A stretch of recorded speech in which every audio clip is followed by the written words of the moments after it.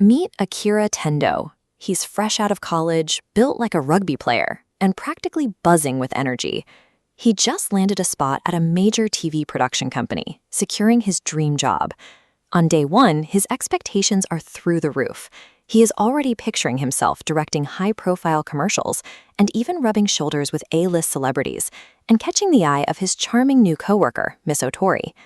By midnight, that fantasy collapses. His first shift doesn't end. He works through the night, watches the sunrise, and eventually collapses under his own desk, only to be woken up immediately. The company didn't hire him for his creative vision. They hired him because he was a former athlete. His physical stamina and relentless optimism were the exact traits they needed to squeeze every ounce of labor out of him before his body gave out. Akira has unwittingly stepped into what is known in Japan as a black company. These are corporations that systematically bypass labor laws, enforcing a culture of extreme overwork and psychological manipulation, while presenting a cheerful public face to the outside world. This chart shows the brutal math. A standard work week is 40 hours, but here that baseline explodes, pushing employees past 150 hours of unpaid overtime monthly. This relentless demand visually crushes any time allocated for sleep. High a train platform, exhausted and defeated, Akira finds himself actively praying for a missile to strike his office building. He doesn't want to die. He just wants a valid excuse to not clock in. The energetic athlete from 3 years ago is gone. He's replaced by a hollow shell who sees the world entirely in shades of gray. Long before a single monster appears on screen, Akira is already shuffling through the streets like a zombie. This extreme version of hustle culture methodically erases a worker's identity and will to live, leaving them spiritually dead while their body is still forced to function. Then comes the morning he finally oversleeps. He rushes outside, only to find the city in total chaos. The streets are overrun with a very real, very literal horde of flesh-eating zombies. But the corporate conditioning runs so deep that his brain fails to process the threat.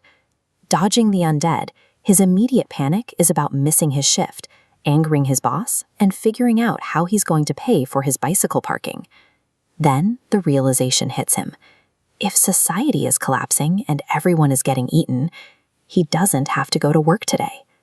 The gray, monochromatic lens he's lived through for years finally shatters.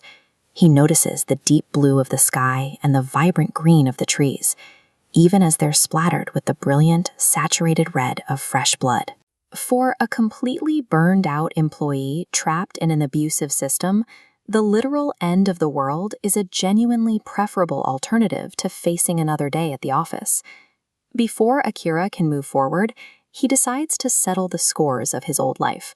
He ignores the immediate need for food or weapons. Instead, he confidently navigates the infested streets with a singular purpose: tracking down his highly abusive department chief. When he finds him, the boss is already a zombie. Still, Akira stands his ground and delivers a formal, incredibly polite resignation. He reclaims his autonomy, looking the monster in the eye and officially quitting on his own terms. Professional closure is one thing, but he also needs personal closure.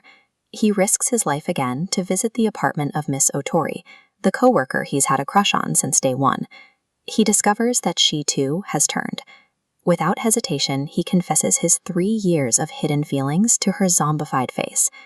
It's a heartbreaking farewell, but it allows him to finally drop the last heavy anchor tying him to his past. Surviving the end of the world is a mental game. By confronting his source of trauma and speaking his long-buried truths, Akira is finally able to walk into the chaos without looking back. Standing amid the ruins of civilization, Akira finally takes a breath. There are no more deadlines, no more alarms, and no more expectations. Every second of the day now belongs exclusively to him. He pulls out a blank notebook and begins to write. Right in the middle of the apocalypse, he starts drafting a personal manifesto. He titles it, 100 Things to Do Before I Become a Zombie. The entries pour out of him. He writes down getting his motorcycle license, going skydiving, traveling the country, and even something as simple as day drinking at home without checking his email. This list is a direct rejection of the way society operates. We are constantly told to put our heads down, endure the misery, and defer our actual dreams until we reach retirement age, assuming we even make it that far. And it raises a quiet, uncomfortable question. Why do we wait for our worlds to physically fall apart before we decide to prioritize our own happiness? True liberation is the radical, immediate choice to prioritize your own existence, choosing to write and live your own story today.